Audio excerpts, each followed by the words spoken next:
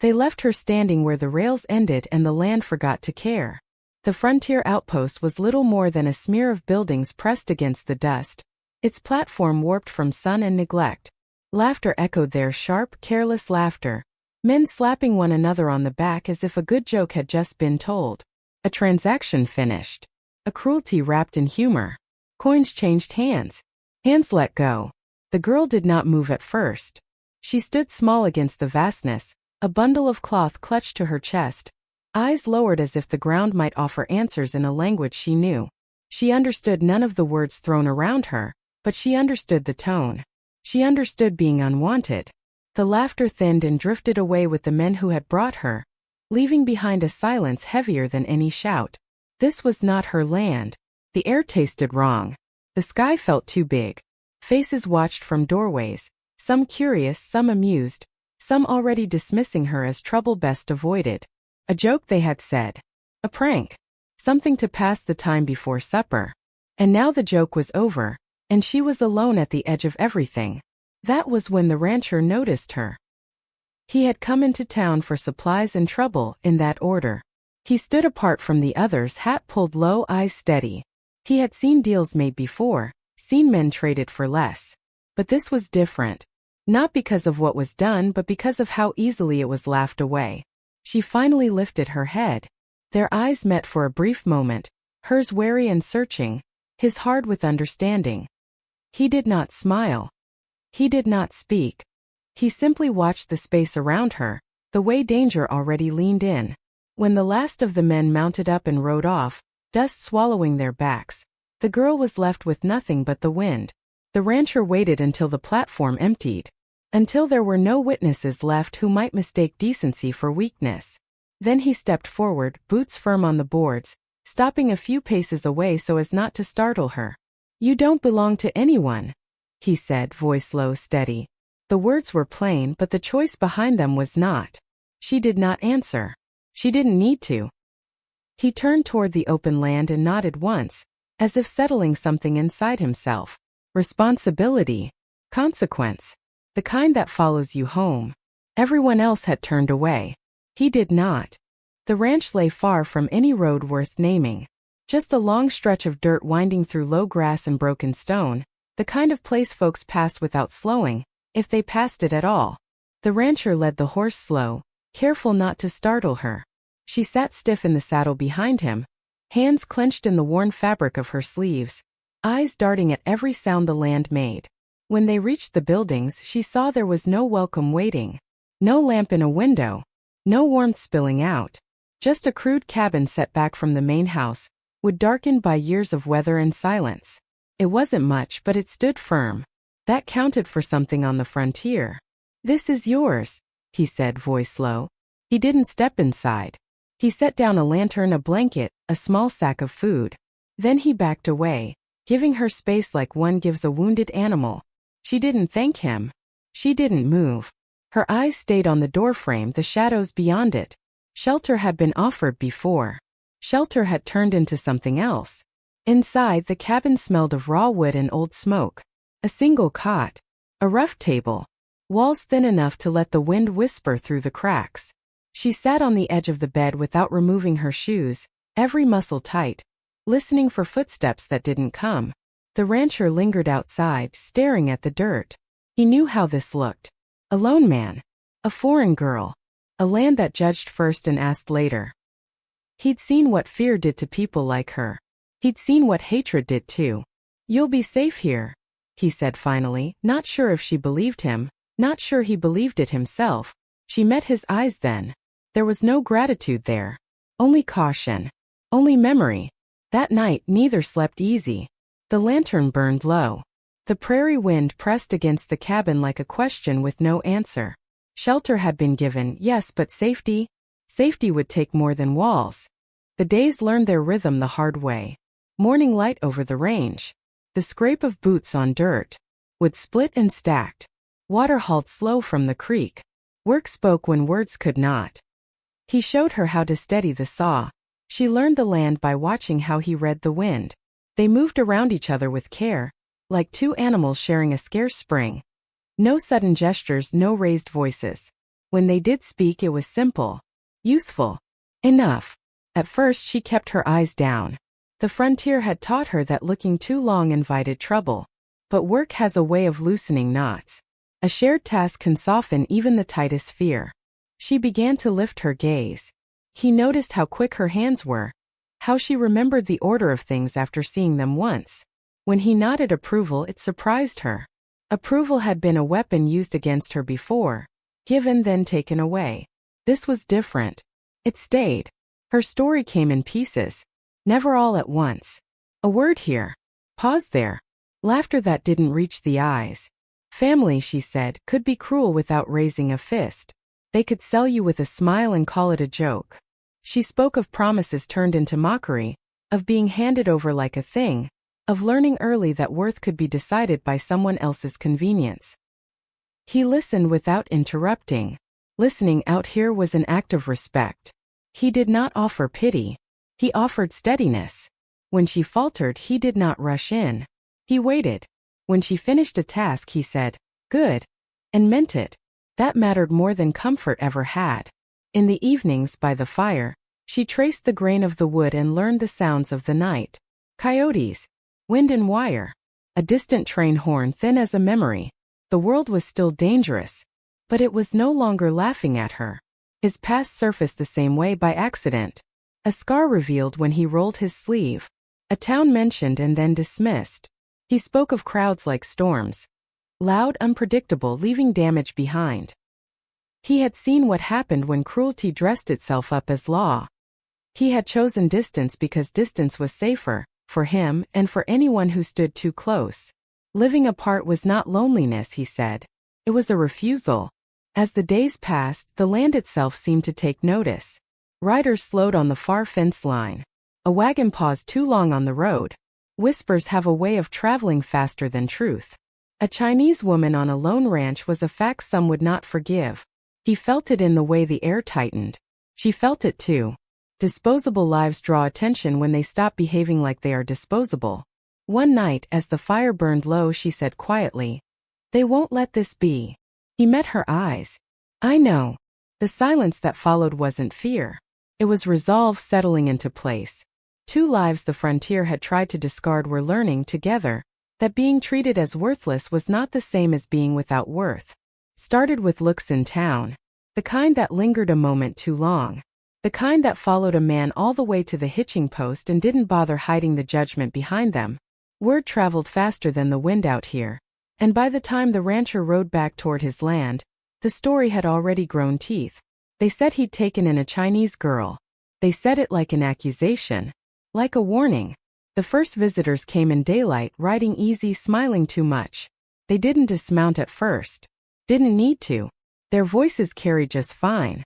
"Heard you've got company," one of them called, eyes drifting past the rancher toward the cabin. "Ain't right, keeping trouble where it don't belong." The woman watched from the doorway, still as a post. She understood enough. Tone carried truth when words failed.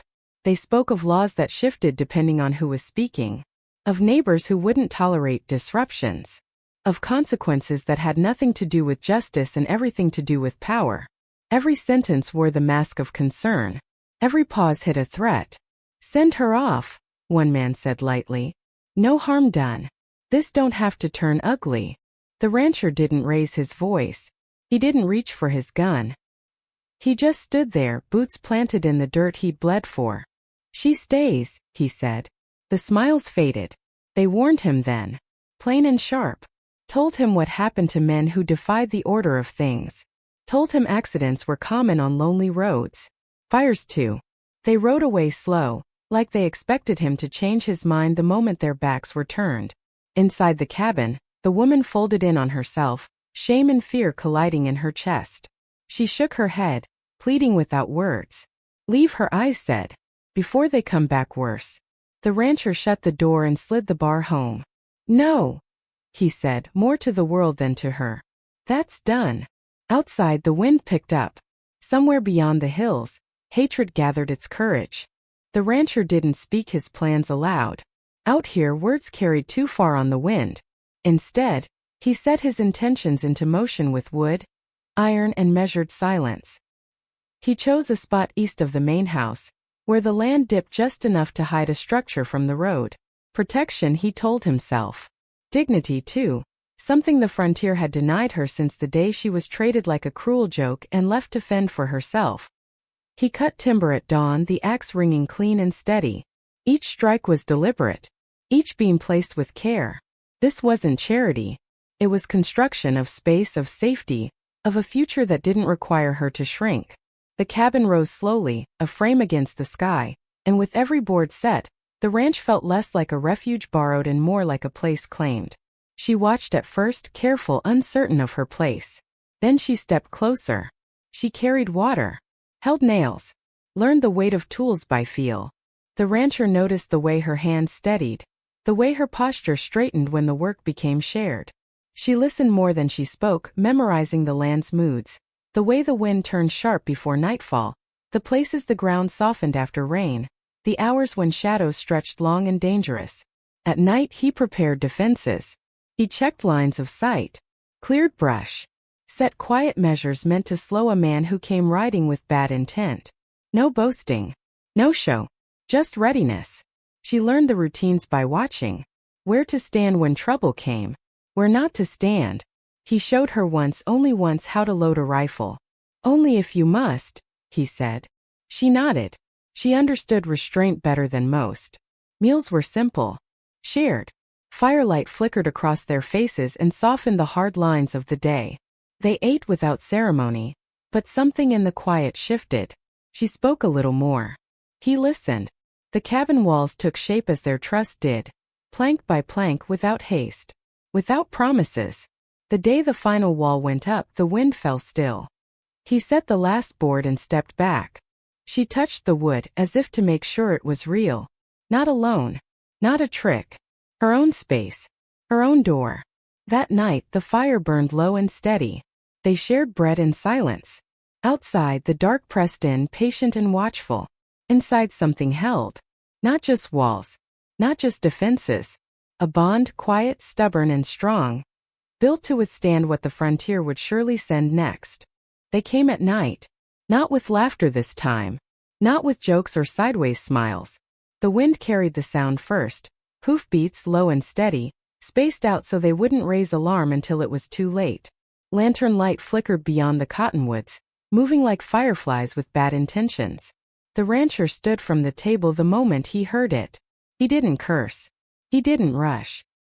He only reached for his rifle, the same way a man reaches for truth when there's no room left for lies. She knew too. Fear had taught her to read the dark better than most. Her hands trembled but her eyes stayed sharp. She moved when he nodded, quiet, deliberate, ducking into the cabin he'd built with his own hands. That cabin was no bargain. It was a promise. And tonight promises were about to be tested. The first shot split the night like a scream. Wood exploded near the doorway. Horses reared. Men shouted over one another. Anger bleeding through bravado. The rancher fired back, measured and calm, his silhouette framed by firelight and smoke. He wasn't fighting to scare them off. He was fighting to end it. To draw a line the frontier couldn't cross again.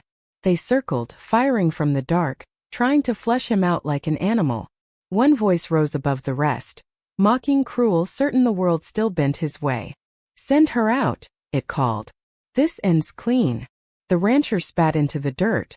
It already ended, he said, and fired again. Flames licked at the cabin wall as a bottle shattered. Fire blooming fast in dry wood. Smoke rolled low, stinging eyes, choking breath. Inside, she fought panic the way she always had, by focusing on what needed doing. She grabbed a bucket, then another, hauling water from the trough despite bullets snapping through the fence rails. Fear screamed at her to run. Memory told her running was what they expected. She stayed. A man rushed the corner of the cabin, thinking the fire had done its work. She stepped out just long enough to swing the lantern hard. Glass shattered. Flame leapt. The man went down screaming, rolling in the dirt, his certainty burning away. She backed inside, heart hammering, hands steady now. Not because she wasn't afraid, but because she refused to be small again. The rancher saw it. Just a glimpse through smoke and chaos. And something fierce settled in his chest. He wasn't standing alone anymore. They tried one last push, desperation sharpening their aim. Bullets tore through boards. One grazed the rancher's arm hot and close. He grunted, pressed on. Pain was familiar. Cruelty was familiar. But this stand was different. This was defiance without apology. He advanced, firing from cover to cover, forcing them back into the open. The night echoed with gunfire, then silence, then a single final shot that dropped the loudest voice where it stood. The others faltered. Cruelty always did when it lost its audience. They fled in pieces, dragging wounded, leaving threats unfinished. The dark swallowed them the way it always had. Rain came after. Sudden. Heavy. As if the land itself had waited long enough. The fire died down under the downpour, steam rising from scorched wood. The rancher leaned on his rifle, breath ragged now, the fight finally spent. She stepped out beside him, soaked, smoke-streaked, alive. He looked at her then, not as someone he'd saved, but as someone who had chosen to stand. Out here, cruelty had returned armed, and for once it had been turned away. Silence came slowly, like an animal unsure the danger had truly passed. The last echoes of gunfire faded into the hills, leaving only the wind and the low crackle of dying embers. The men who came with cruelty in their hearts were gone now, driven off by resolve they hadn't counted on, by a line they never believed would be held. Then the sky changed its mind. Rain began to fall, soft at first, then steady, washing dust from the boards and blood from the ground. It ran in thin lines down the cabin walls, turning the hard earth dark and clean. Dawn followed close behind, pale light lifting the shadows that had clung to the land for so long. What fear had marked the morning now reclaimed. He rebuilt without speaking much. Straightened posts. Rehung a door. Set a window where smoke had blown through. She worked beside him, quiet and certain, hands steady. No one told her to help. No one told her to stop. That mattered. When the last board was set, he turned to her. Not as a rescuer, not as a keeper of debts, but as an equal. Stay, he said, simple as that. Not charity. Not protection. A choice. A partnership. She searched his face for the old dangers and found none. What she saw instead was room. For a life. For dignity. For a future built with both hands. They were married beneath open sky. The land still wet with rain. No crowd. No witnesses but the wind and the work they'd done together. What had begun as a cruel joke, meant to break her, ended as a vow that bound them both. Firelight glowed that night through the cabin window. Two shadows moved as one. And on a frontier that measured worth in cruelty, a home was chosen freely and at last. Out on the frontier, worth was something other people decided for you. It was written in ledgers, traded in laughter, measured by skin, silence, or how easily you could be thrown away. Too often, cruelty wore the mask of custom, and injustice passed itself off as humor. That was the lie this land lived by for a long time. But every so often, someone chose not to believe it. That rancher did not see a joke. He did not see a burden. He saw a human life where others saw nothing at all. And in choosing to protect her, knowing it would invite danger, hatred, and blood, he proved that worth is never given by crowds or customs. It is claimed by those brave enough to stand against them. So let me ask you quietly before the fire dies down, what would courage have looked like in your hands? When kindness promised trouble and silence promised safety, which would you have chosen? If this story stayed with you, leave your thoughts here, where the dust has finally settled. Share what you would have done when cruelty called itself normal. And if you wish to keep riding these frontier roads with us, through stories of justice, dignity, and hard-won peace, then subscribe and stay by the fire. The cabin stands finished now. Firelight glows warm against new walls. And where cruelty once ruled, a future has been claimed by choice, not chance.